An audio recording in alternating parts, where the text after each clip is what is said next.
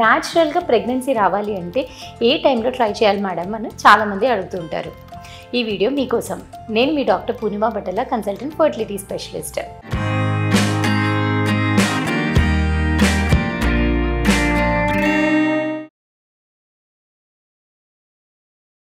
న్యాచురల్గా ప్రెగ్నెన్సీ రావాలి అంటే ఈ పద్ధతి ఓన్లీ పీరియడ్స్ రెగ్యులర్గా ఉన్న వాళ్ళకే అప్లికబుల్. పీరియడ్ వచ్చిన డేని ఫస్ట్ డే లాగా కన్సిడర్ చేసుకొని 10th డే నుంచి 20th డే వరకు ఆల్టర్నేట్ డే న్యాచురల్గా ట్రై చేయండి.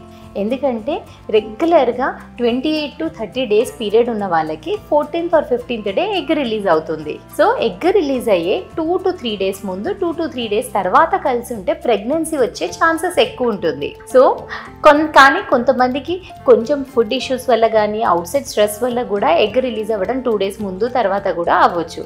అందుకే రెగ్యులర్గా 10th డే నుంచి 20th డే వరకు ఆల్టర్నేట్ డే ట్రై చేయడం వల్ల మీరు న్యాచురల్గా కన్సీవ్ అయ్యే ఛాన్స్ ఎక్కువ అవుతుంది. కానీ ఈ పద్ధతి మనము 6 to 12 మంత్స్ కంటే ఎక్కువ చేయడానికి ఉండదు. ఎందుకంటే 6 to 12 మంత్స్లో మీలో బాడీలో వేరే ఏ ప్రాబ్లం లేకపోతే ఖచ్చితంగా కన్సీవ్ అవుతారు.